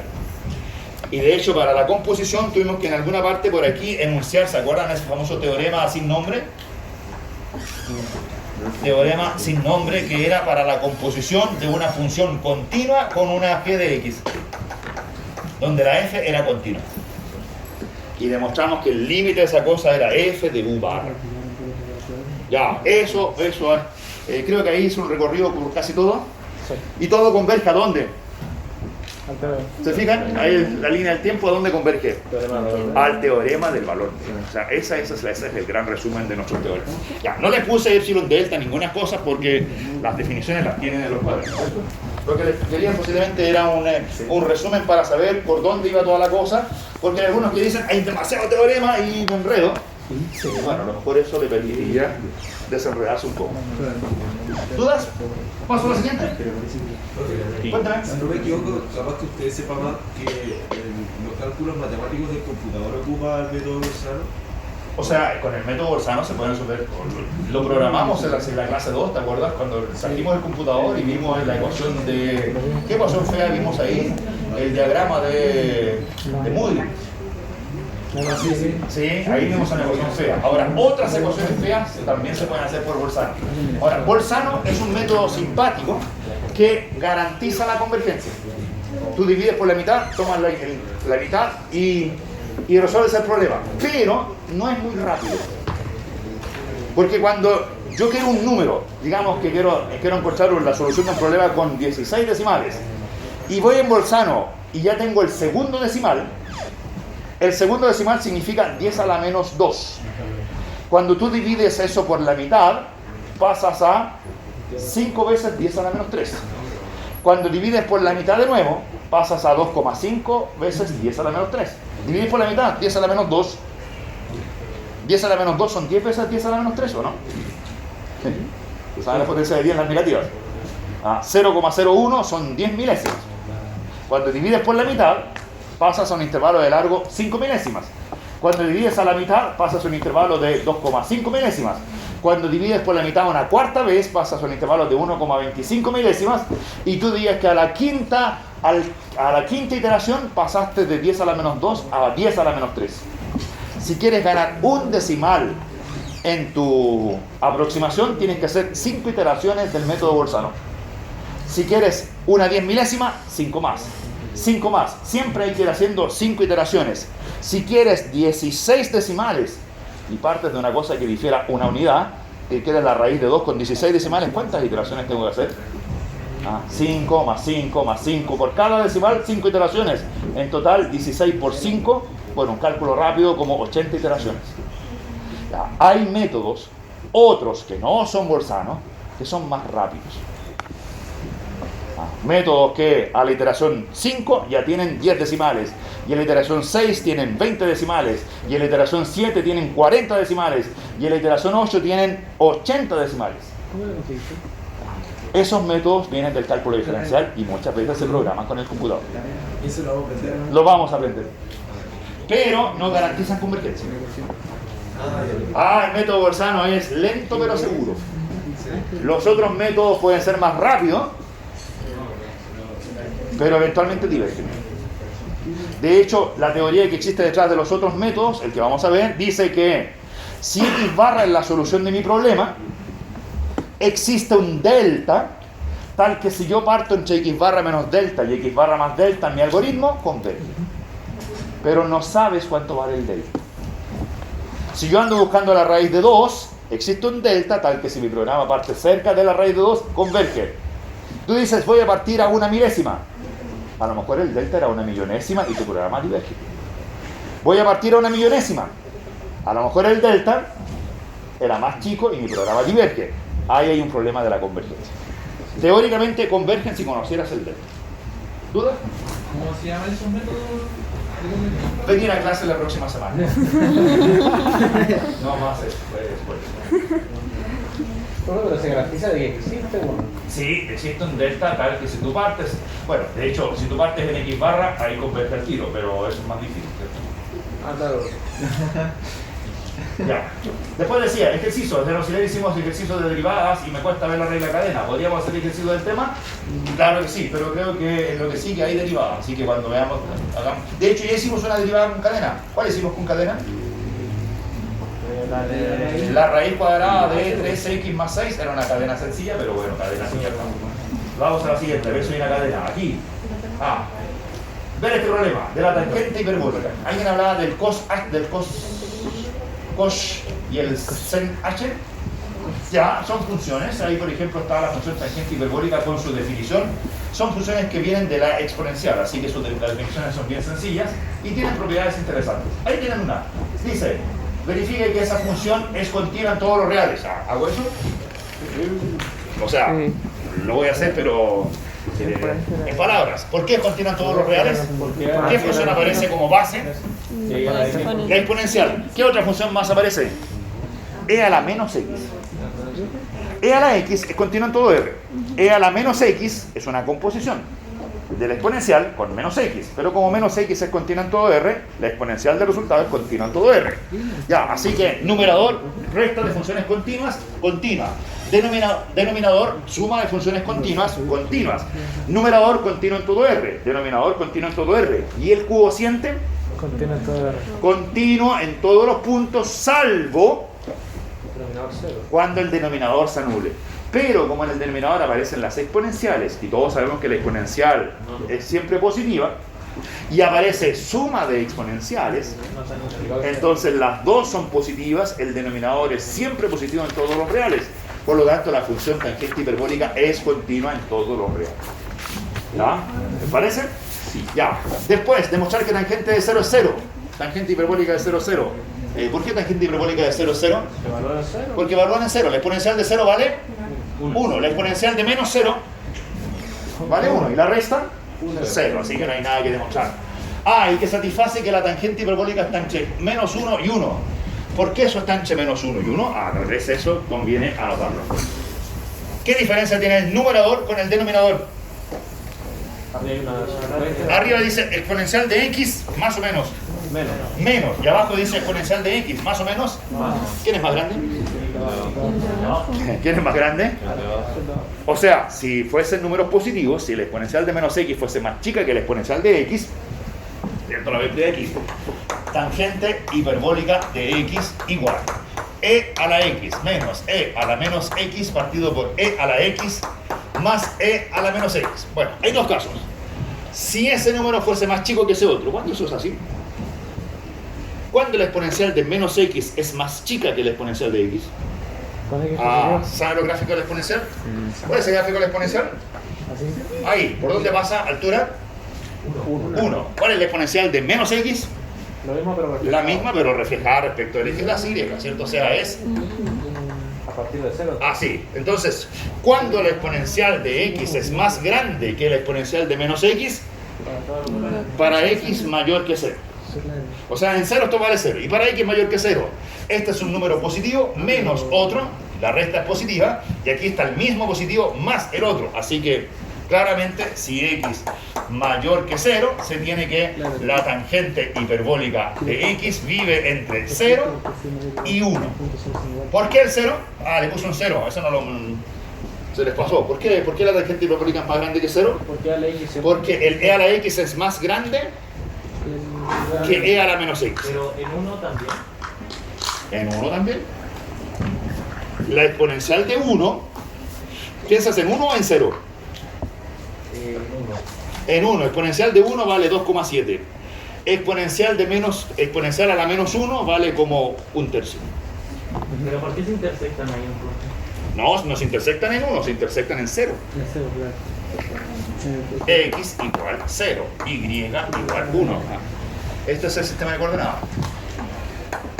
¿Dónde son iguales el exponencial de x y el exponencial de menos x? En x igual 0. Y en x igual 0, la y vale 1. Claro, exponencial de 0 es 1. Exponencial de menos 0 también vale 1 y ahí queda la recta 0. Que fue lo que hicimos en la etapa anterior. ¿Ya? Ya. ¿Y qué pasa si viven en los negativos? Si x es negativo. Si x es negativo. ¿Quién le gana a quién? E a la menos x le gana. E a la menos x. ¿Cómo es esta resta? Negativa. ¿Cómo es esta de acá? Positiva. Entonces, si será, ya, o sea, queda tangente hiperbólica de x menor que 0 y será más grande que menos 1. Entonces ahí saquen factor común, se factoricen por el signo menos. Les queda e a la menos x menos e a la x partido por... Saqué el signo menos porque ese es más grande. ¿Entienden? Ese es más grande que, así que saqué el menos. Quedó e a la menos x menos e a la x. Y abajo lo escribo como e a la menos x más e a la x. Entonces, acto seguido, tapo el signo menos y me respondo lo siguiente. ¿Cómo es esa fracción? ¿Era igual a la anterior? Era análoga a la anterior, positiva y menor que 1, porque arriba es e a la menos x menos algo, que no le gana, partido por e a la menos x más el algo. ¿Quién es más grande, numerador o denominador? Más grande el denominador. Es la suma y arriba es la resta. Estoy restando el más grande menos el más chico, así que la resta es positiva. El signo menos lo saqué afuera, así que ese número es positivo y vive entre 0 y 1. Con el signo menos es negativo y vive entre menos 1 y 0. Ahí está. ¿Entre cuánto y cuánto vive esa tangente hiperbólica? Entre menos 1 y 1. Pues. Sí, tengo duda. ¿Ese ejercicio lo podría haber resuelto derivando y igualando a 0? No. ¿Por qué? Porque nunca la derivada vale 0. La tangente hiperbólica tiene derivada siempre positiva, pero eso lo vamos a calcular enseguida. Ya. Pero ahí hay otra pregunta. ¿Qué significa como la función hiperbólica? Ahí está, definición. E a la x menos e a la menos x partido por e a la x más e a la menos x. ¿Pero qué nos muestra? Nada. O sea, le pusieron ese nombre porque sí... Sí, ahora, los nombres más interesantes son del coseno hiperbólico y el seno hiperbólico, que satisfacen la identidad coseno cuadrado menos seno cuadrado igual a 1. Ahora, las trigonométricas satisfacen coseno cuadrado más seno cuadrado igual 1. ¿Y qué es la ecuación x cuadrado más y cuadrado igual 1? Círculo. Cuando miran estas otras funciones satisfacen coseno hiperbólico al cuadrado menos seno hiperbólico al cuadrado igual a 1. O sea, la ecuación que está detrás es x cuadrado menos y cuadrado igual 1. ¿Qué figura era esa? Una hipérbola. Por eso uno las llama seno y coseno hiperbólicos, seno y coseno circulares. O trigonometría. ¿Ya? La trigonometría está basada en un círculo, estas funciones tienen como base una hipérbola. Por eso se llaman hiperbolías. ¿Duda? Pero esa trigonometría se basa en un espacio, he escuchado, no euclidiano, no plano. No, plano total. ¿Plano? Plano total. No hay ningún problema. Ya, ¿qué más hay que demostrar? No se vayan hacia otros lados, que si no el tiempo se nos va a eliminar completamente. Parte B. Si n tiende a infinito, ¿qué dice? Pruebe que si n tiende a infinito, la tangente hiperbólica de n tiende a 1 y la tangente hiperbólica de menos 1 tiende a menos 1. ¿Es necesario hacer eso? No, porque ya sabemos el límite de la x cuando x tiende a infinito. Claro, lo pueden hacer con x o con n. Entonces, miren, si x tiende a infinito, si quieren pónganle n, que es lo mismo que x casi. O sea, con x o con n me dan los mismos límites. Pregunta, ¿a cuánto tiende e a la n? Se dispara. ¿A cuánto tiende? Infinito. Infinito. ¿A cuánto tiende e a la menos n? A 0. 0. ¿A cuánto tiende la resta? Infinito. Abajo, e a la n, infinito. Es a 0. La suma, ¿a cuánto tiende? Infinito. Si lo de arriba tiende infinito y lo de abajo tiende infinito, ¿a cuánto tiende el cociente? Forma indeterminada. No hay regla. Cuando es infinito, infinito, no hay regla. Pero la forma indeterminada se puede determinar dividiendo arriba y abajo. ¿Cómo hacían esos límites cuando lo de arriba tiende infinito y lo de abajo tiende infinito? Dividen arriba y abajo por el más grande o el más chico. El más grande. ¿Quién es el más grande aquí? E a la n. E a la n. Así que dividen arriba y abajo por e a la n. ¿Qué queda al dividir por e a la n ahí? 1. Menos. ¿Qué queda al dividir por e a la n aquí? E a la menos 2n. ¿Qué pasa en el denominador? E a la n. ¿En cuánto se transforma? En 1. Y el e a la menos n se transforma en e a la Menos 2n. Ya, vuelvan a calcular el límite. ¿Cuánto vale el límite de e a la menos 2n? 0. ¿El límite de 1? 1. La resta tiende a 1. Acá, eso tiende a 0, la suma tiende a 1. El numerador tiende a 1, el denominador tiende a 1, la fracción tiende a 1. Ahí se terminó. Ahí sí. Ahí arriba no funcionaba, aquí sí funcionaba. Y todavía es más. La fracción tiende a 1 porque el numerador y el denominador tienden a 1. ¿Lo ven? Pero si lo miran un poquito más, lo de arriba tiende a 1, ¿más grande o más chico que 1? Más chico. Lo de arriba es más chico que 1, fíjense, es 1 menos algo. Y el de abajo tiende a 1, ¿más grande o más chico que 1? Es 1 más algo, como en la fracción siempre, menor que 1. Si tiende a 1 y es menor que 1, ¿cómo se llama eso? Tiende a 1 menos, a 1 menos. Esta expresión tiende, su límite es 1 menos. ¿Qué significa el menos del exponente? Significa que la expresión siempre es menor que 1. Tiende a 1 siendo menor que 1, cuando x tiende a infinito. Y cuando n tiende a... cuando se trata de menos n, pienso que ahí hay que cambiar la n por menos n. Así. ¿Cuánto vale la tangente de menos n? O sea, menos n. le sacamos Menos n. 1 para afuera y... Claro, ¿cierto? O sea, en realidad este de arriba se transforma en menos n, este se transforma en n, este se transforma en menos n y ese en n. Ya, límite de nuevo. ¿A cuánto tiende el numerador ahora? S, ¿a cuánto tiende S? A 0. S, menos infinito. S, 0, más infinito. Cociente, forma indeterminada. ¿Qué hacen? Dividen arriba y abajo. Queda e a la menos 2n menos 1 partido por e a la menos 2n más 1. ¿Lo vieron? ¿A cuánto tiende ahora el numerador? A 1. Menos 1. ¿A cuánto tiende el denominador? A 1. A 1. ¿A cuánto tiende la fracción? A menos 1. A menos 1. Ahora, cuando se trata de negativo siempre es más complicado saber menos 1 más o menos 1 menos. Menos 1 más o menos 1 menos. Esta expresión es, fíjense, menos 1, pero están sumando algo positivo. Así que de menos 1 es un poquito más grande. Un poquito más grande que menos 1 significa más cerca del origen. Más cerca del origen. O sea, esto tiende a menos 1, pero un poquito más cerca del origen que el menos 1. Y esto tiende a 1 más lejos del origen. Así que el cociente va a ser algo que tiende a menos 1, pero algo que está más cerca del origen que el menos 1. O sea, tiende a menos 1, ¿cómo es eso? Si ahí está el 0 y ahí está el menos 1, me tengo que mover hacia el origen. Y hacia el origen eso se llama menos 1 más o menos 1 menos. Se llama menos 1 más. Esta expresión tiende a menos 1, pero siempre más grande que menos 1. De hecho, ya lo habíamos demostrado anteriormente, que la función tangente hiperbólica vivía entre menos 1 y 1. Cuando x tiende a infinito, la tangente hiperbólica tiende a 1, 1 menos. Y cuando x tiende a menos infinito, la ven aquí, estoy mirando esta desigualdad. Esta tangente hiperbólica es acotada por 1, tiende a 1, pero siempre por abajo, tiende a 1 menos. Y para el otro lado tiende a menos 1, pero por arriba, o sea, menos 1 más. Ahí está el límite. Bueno, no me piden eso, pero sería bueno saber. Después dicen, usa el teorema de valor intermedio. Ya sabemos que por un lado tiende a menos 1, por otro lado tiende a 1. Para demostrar que todos los reales entre menos 1 y 1 son imagen de alguien. ¿Sí? Si esa parte como de que tiende a 1 pero menos... A menos 1. O sea, sí, pero como del lado, del lado como de allá, no entiendo. ¿La primera?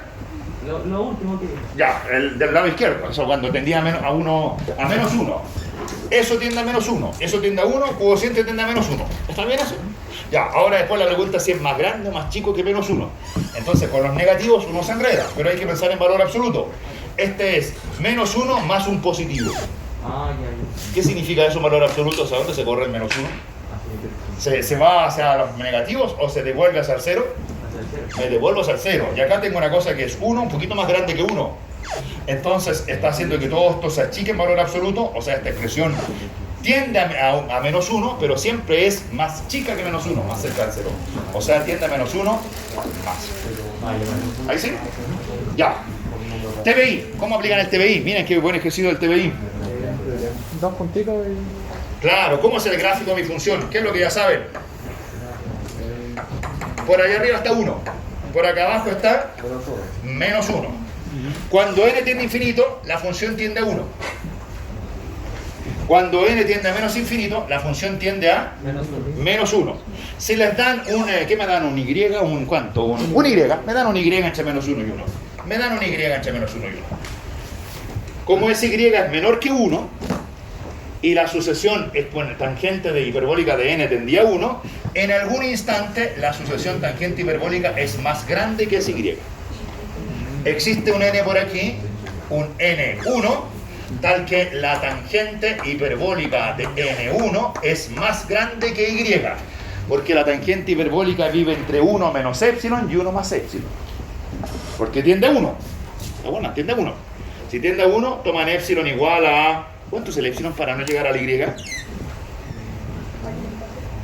La sucesión tiende a 1. Y no quiero que valga y. ¿Cuánto tengo que tomar el epsilon para asegurarme que estoy en torno del 1 sin tocar al y?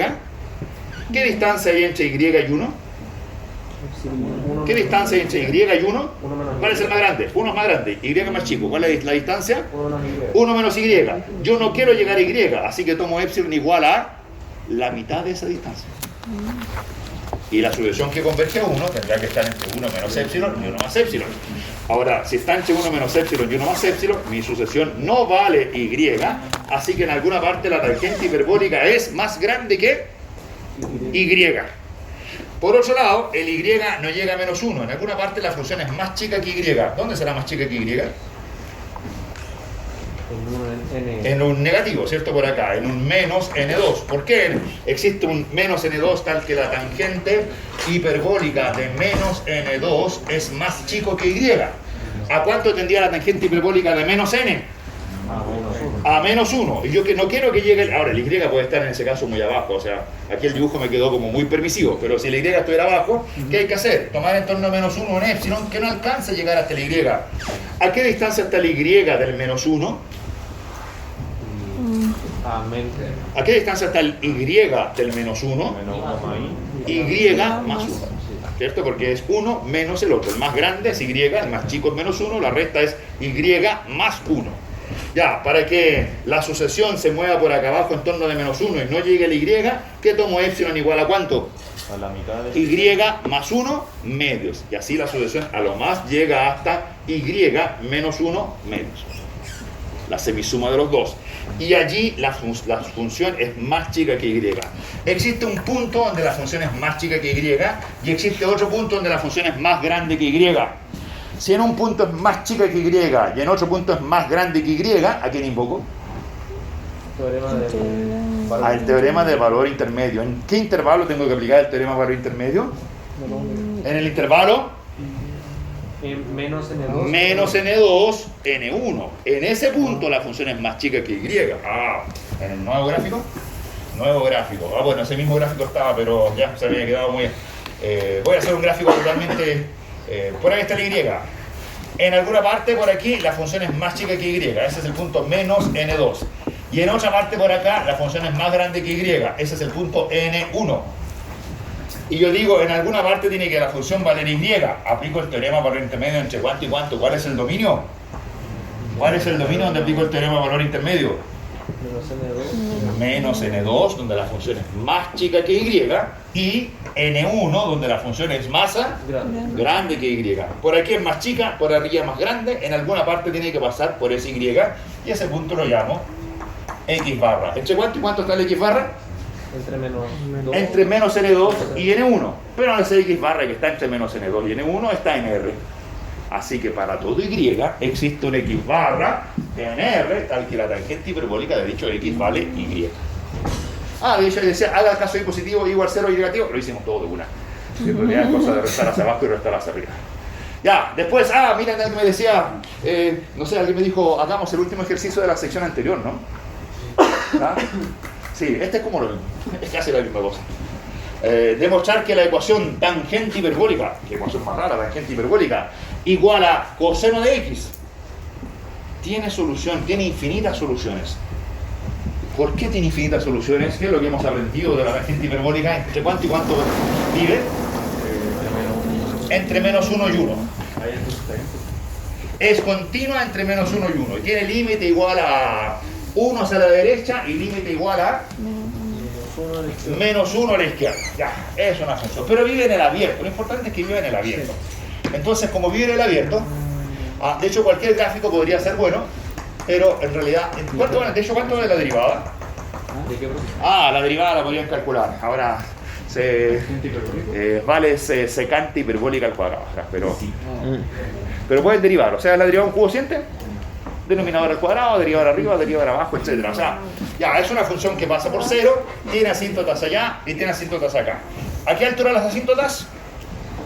1 de arriba y acá abajo menos 1.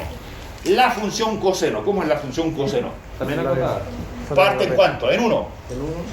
Eso es por arriba de la función tangente hiperbólica. Y cuando llegan si vayan acá abajo, ese era 0, acá abajo en pi, ¿qué pasa en pi la función coseno? ¿Cuánto vale en pi? Menos 1. Y la función tangente hiperbólica va por arriba. Así que aquí la función coseno hiperbólico le gana a la tangente, y acá en este otro punto la función tangente hiperbólico le gana al coseno. Si la resta, ahí lo importante es que hay que pensar en esta función, h de x igual coseno hiperbólico, no hiperbólico, coseno trigonométrico de x menos tangente hiperbólica de x.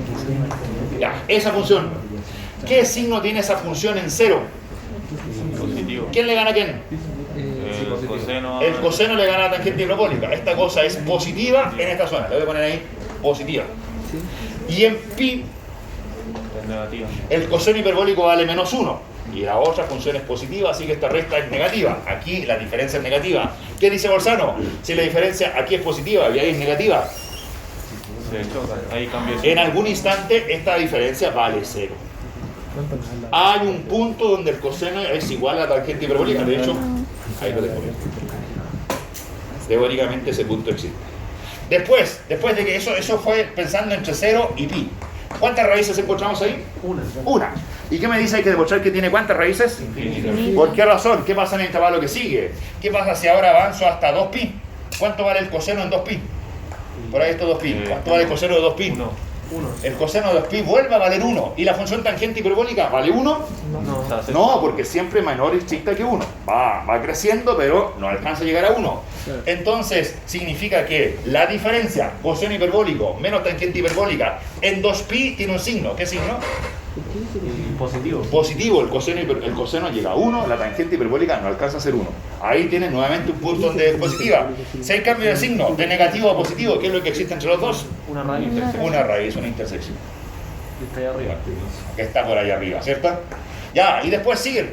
¿Cuál es el razonamiento? Esto es 0, pi, 2pi. Después pasan a 3pi medio. 3pi, de pi con pi. En 3pi, ¿cuánto vale la función coseno?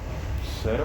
No, estoy avanzando de pi en pi porque la función vale 1, menos 1. ¿Se acuerdan cuánto vale coseno de n pi? Coseno de n pi, ¿cuánto vale un poquito trigonometría elemental? Menos 1 elevado a la n, ¿cierto? Para n par, coseno vale 1 y para n impar, coseno vale menos 1. La función va arriba, después abajo, después arriba. Ahora, ¿qué pasan los pi medios? 3 pi medios, 5 pi medios. 0. Ahí la función coseno vale 0. O sea, no me interesan los ceros, bueno, también podría ser interesante, pero me voy al tiro a donde vale menos 1. ¿Y cuando vale menos 1? Cuando esta función vale 1, cuando esa función vale 1, ¿cómo es la resta? ¿Positiva? Cuando el coseno vale 1, la resta es positiva. ¿Por qué razón? Porque la tangente hiperbólica en ninguna parte le gana al 1. Así que todos los puntos donde el coseno valga 1, que son todos los múltiplos pares de pi, 0, 2pi, 4pi, 6pi, cuando el coseno vale 1, esta resta tiene un signo. ¿Qué signo tiene? Positiva. Y cuando el coseno alcanza el valor menos 1, Negativa. ¿qué le pasa a esta resta? Es negativa. Es negativa porque es negativo y ahí dice menos, o sea, más negativo todavía, así que la resta es negativa. ¿Qué puntos son esos? ¿Cuándo el coseno vale menos 1? En los múltiplos impares de pi. Porque es menos 1 a la n. En algunos puntos vale 1, menos 1, 1, menos 1. ¿A qué se parece? 1 menos 1, 1 menos 1, 1 menos 1, 1 menos 1. A la típica sucesión 1 menos 1, 1. Esa la conoces, la menos 1 a la n. Esa es la función coseno, es como la misma. Pero cuando la evalúo solo los múltiplos de pi. Ya, así que en todos los múltiplos pares de pi, esta diferencia es positiva. En todos los múltiplos impares, esta diferencia es negativa. Así que para demostrar que hay infinitas raíces, basta con tomar un número par cualquiera y tomar el impar que sigue y decir que en ese intervalo siempre hay una raíz. Y por lo tanto, como números pares de pi hay infinitos, en la cantidad de raíces es infinita. De hecho, pienso que conté solo la mitad, porque conté de par e impar. También hay una raíz entre impar y par, que fue aquí, ¿se fijan? Entre par e impar hay una raíz. Y también hay la raíz a la vuelta, entre impar y par. Pero en realidad basta con que, si lo quieren hacer en general, tomen solo estas ramas.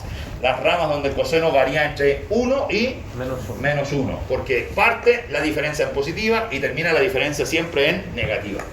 Ya, ahí lo pueden escribir mejor que yo, lo que estaba dicho. Ahí está la solución. No es tan raro después de 2, ¿sí? Es una función, como cualquier otra. Ahora, de hecho, si ustedes miran el enunciado de esa pregunta, en ninguna parte dice tangente hiperbólico. ¿Qué dice? ¿Cómo? Tan H. ¿Qué es tan H? Es un nombre como cualquier otro. Es una función. Sí, si les molesta, por ejemplo, el ejercicio perfectamente podrían haber dicho es f de x. Considere f de x igual e a la x menos e a la menos x partido por e a la x más e a la menos x y haga todo eso. Es una función simplemente. Ahora, efectivamente, es la función tangente. Ya, consulta 4, consulta 5. ¿Qué pasó? Esa no la entendí. ¿Está el autor de esa pregunta?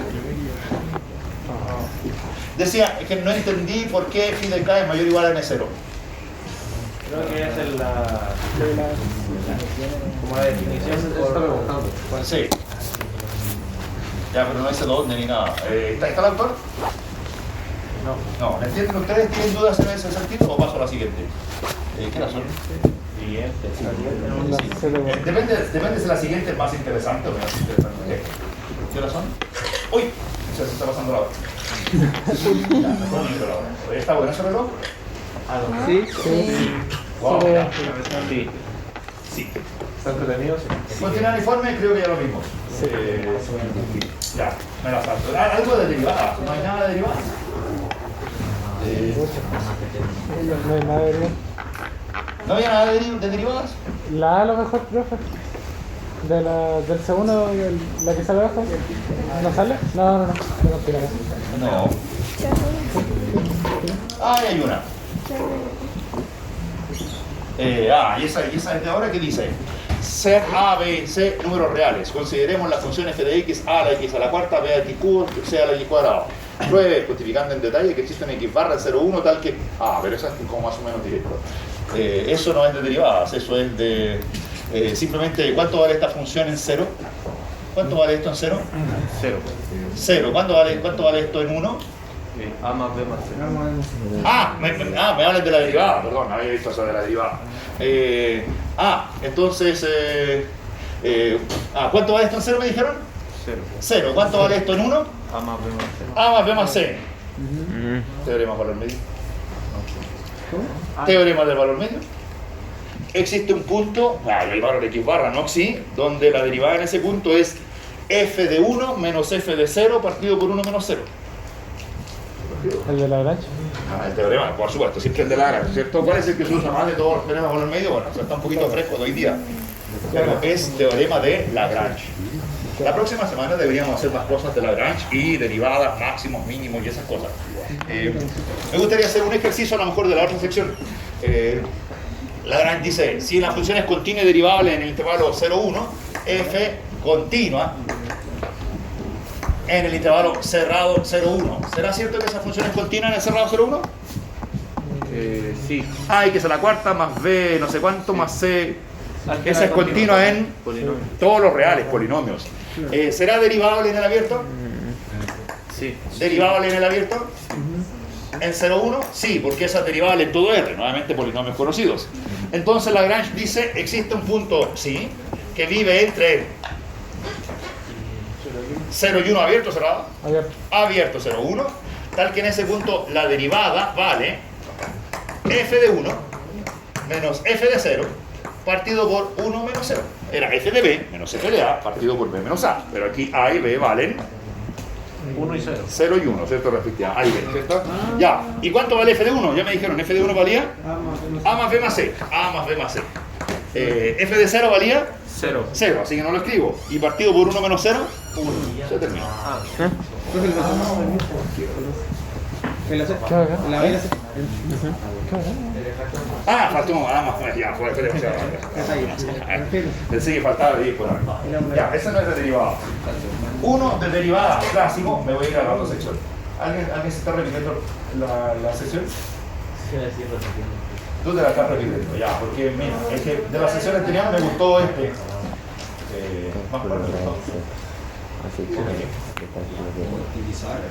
optimizar, claro, una optimización. ¿Cómo no vamos a hacer una optimización si somos ingenieros? ¿O no? ¿Qué hacen los ingenieros? Optimizar. Ok, físico también. Optimizan, ingenieros. Usan cálculo. Ingenieros disfrazados de físicos son ingenieros, que son lo mismo.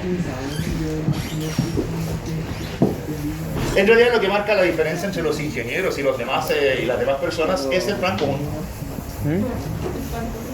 Después son especializaciones que son de orden derivadas de orden superior que no son tan importantes.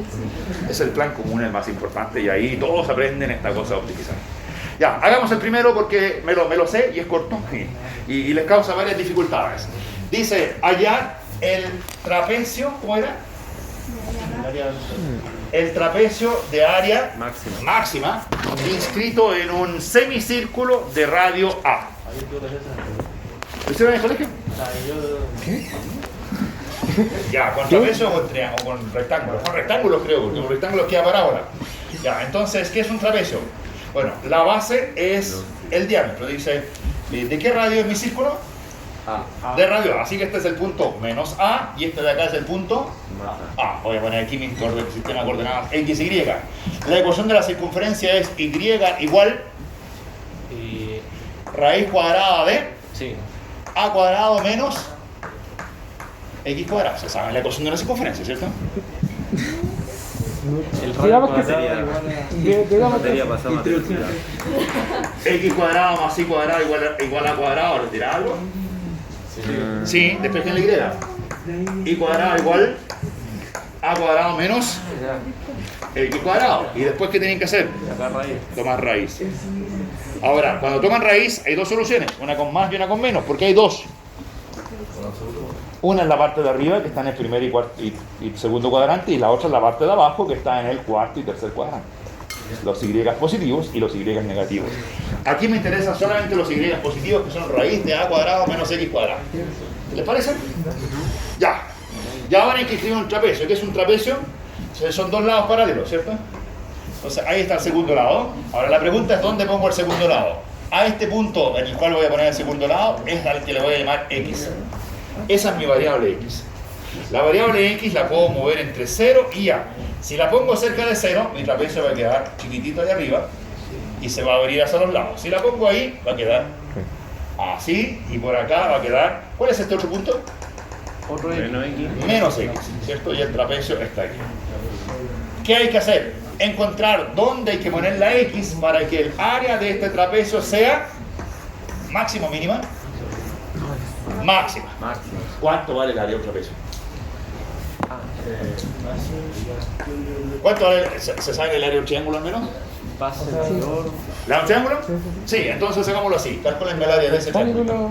A esta altura llamamos la H, que viene dada por esa fórmula, ¿cierto? Pero para escribir una cosa rápida, digamos que es H. ¿Cuánto vale el área de este triángulo? Base. Un medio. ¿Cuál es la base? A menos X. Y eso multiplicado por H. Esa es el área de ese triángulo. Después, el área de esta zona, de este rectangulito, hasta ahí nomás, hasta la mitad. X por H. ¿Cuánto vale eso? Eso vale más X por H. Y después, hacer los negativos. ¿Qué vas a hacer los negativos? Por 2. Más X. Es lo mismo, así que multiplico por 2, ¿cierto? Esa cosa de ahí multiplicada por 2, tengo mi área de mi trapecio. No me sabía el área de la fórmula área de trapecio, pero ahí la pude deducir. H sale fuera, factor de. El 2 ingresa. Con el 1 medio queda 1. A menos X. Y esa X queda 2X. O sea, Queda A más X por H. A más X por H. Ah, claro, y eso es lo que yo me sabía, ¿o no? Porque el área de trapecio es la semisuma de las bases por la altura. Así como el área del triángulo es la base, la mitad de la base por la altura, la del trapecio es la semisuma de las dos bases, son dos triángulos. ¿Cierto? Aquí hay un triángulo grandote, le restan un triángulo y queda el trapecio. Ahora, ¿cuál es la base de abajo? A ver si será cierto. Semisuma de las bases. ¿Cuál es la base de abajo? ¿De qué largo? 2A. 2A. ¿De qué largo es la base de arriba? 2X. 2X. Y eso por H. ¿Qué le pasa al 2? Y queda A más X por H. ¿Qué dice allá? A más X por H. Perfecto. Ahora, ¿cuál es la verdadera función? Es A más X por H. ¿Cuánto vale H? Raíz de A. Raíz cuadrada de A cuadrado menos X cuadrado. Ya. Podrían hacerlo así. De hecho hay algunos que lo dejan así. Pero yo digo que es mejor meter ese A más X dentro de la raíz. ¿Cierto? Y no están mezclando cosas fuera, cosas dentro, todo adentro no va. Ya, esa raíz de cuánto, miren, A cuadrado menos X cuadrado, decía adentro. Ingresa un A más X al cuadrado. Incluso todavía se puede simplificar un poquito más, porque ven en la suma por diferencia, ¿qué es lo que hay? Sí. ¿Qué hay? Un A menos X por A más X. A más X. Así que en realidad a ver si lo pueden escribir como. Vamos a seguir. Cuéntame. Repetí en el por qué H igual a cuadrado. ¿Por qué venía de la ecuación de la circunferencia? Pero ahí que... La ecuación de la circunferencia. ¿Te acuerdas de esta? La escribimos recién. Estabas pestañeando cuando hicimos eso. ¿Te acuerdas de esa ecuación? ¿Qué es eso? ¿Qué ecuación es esa? La de la circunferencia. ¿Y qué dice en la circunferencia? Despeje el Y. ¿Qué pasó con la X? ¿Hacia dónde pasó? Pero es con el sistema de coordenadas. Ya... Sí, si no, no puedo escribir ecuaciones. ¿Cierto? Ya. Bien. Entonces, ya, paso todo hacia adentro. Esa suma por diferencia la descompongo y queda ¿cuánto? A más X al cubo por 2A cuadrado. A menos X. Ya, entonces miren. Ahora, normalmente estos problemas tienen dos grandes etapas. Etapa 1, deducir cuál es la función que hay que maximizar. Y etapa 2, maximizarla. Aquí lo que hicimos fue, dedujimos cuál era la función. ¿Cuál es la función entonces? Es la función A menos X, factor de A más X al cubo, ¿cierto? Esa. Ahora, pueden hacer dos ejercicios. Pueden dejar esa función tal cual, decir voy a maximizar el área. O, como hicimos el trabajo de meter todo dentro de la raíz, pueden decir, en realidad lo que tengo que hacer es maximizar lo que está dentro de la raíz. No tengo para qué arrastrar a la raíz todo el tiempo. Simplemente tomo lo que está dentro. Si lo de adentro es grande, la raíz va a ser grande. O sea, puedo encontrar los máximos de la función que está ahí adentro. Así que mi función a maximizar es A menos X por A más X al cubo. Pero esta función tiene un dominio especial. ¿Entre cuánto y cuánto se movía la X? Entre 0 y A. Entre 0 y A. No, los negativos no tienen sentido, porque si no, no tendría sentido la base 2X y esas cosas, ¿cierto? O sea, la Y que se mueve entre 0 y 2A. No, entre 0 y me entendieron. Entre 0 y A. Así que, al tiro, ¿cuáles son los puntos? Dos puntos críticos que estoy viendo desde ya. 0 y A, porque son los bordes del intervalo. Allí la función no es derivable y esos son puntos críticos de mi función. Y el resto, ¿dónde están los otros puntos críticos? Donde la derivada valga 0. Entonces calculemos F', ya, aquí viene. Derivada, ¿cómo se calcula la derivada de un producto? Ven ahí el producto. El primero derivada. Derivada de la primera por la segunda menos primero por la derivada de la segunda. La derivada de la primera vale 1. La derivada de la primera vale menos 1. Menos X me dijeron. No, menos X es la derivada de menos X cuadrado medios. Esa derivada vale menos X. ¿La ven por qué vale menos X? Sí. De hecho es la única que tiene derivada menos X, así que por eso me la sé de memoria. X cuadrado medios, apréndasela. Deriven, menos, ¿cuál es la derivada de X cuadrado? 2X, y con el 2 de abajo ¿cuál es la función que tiene por derivada X? ¿Qué tiene por derivada X? X al cuadrado partido en 2. Ahí está, X cuadrado medios. ¿Qué tiene derivada? Menos X. Menos X cuadrado medios. Claro, no se la sabe de memoria. Ya, esta función x menos x tiene por derivada ¿cuánto? ¿Esa qué derivada tiene? Menos 1. No vayan a poner una menos x ya. Menos 1 por a más x al cubo. Más la primera función, que es a menos x, por la derivada de la segunda. ¿Cuál es la derivada de la segunda? 3. Ah, ahí hay una composición. Primero derivo a la función x cubo, que tiene derivada 3 veces su base al cuadrado. 3 veces a más x al cuadrado. Y eso lo multiplico por la derivada de la base. Ahora, la derivada de la base vale 1. No hay nada que hacer. Ojo que esa derivada sería importante si hubiera el signo menos. Si hubiese el signo menos, saldría un signo menos fuera la derivada del dicho argumento. Aquí no hubo tal signo menos. Perfecto, igual, factorízala. Aquí lo que hay que hacer normalmente con la derivada es factorizarla. No se les vaya a ocurrir empezar a distribuir, a decir a cuadrado más 2x más x cuadrado y aquí a al cubo más, no sé, no. Hay que factorizar, porque más tarde va a haber que resolver la ecuación f' igual 0. Si ustedes tienen la ecuación distribuida, encontrar las raíces va a ser complicado. Si la tienen factorizada, va a ser fácil. Los factores igual a 0. Menos términos. Sí, son y más fácil de encontrar sus raíces. Ya, así que ¿qué factor saco al tiro? A más x a la ¿cuánto? A más x al cuadrado. Al cuadrado. Sí, no factorizar. No tanto. Ya, aquí queda ya. El segundo queda más fácil, con positivo. ¿Queda cuánto? A menos x.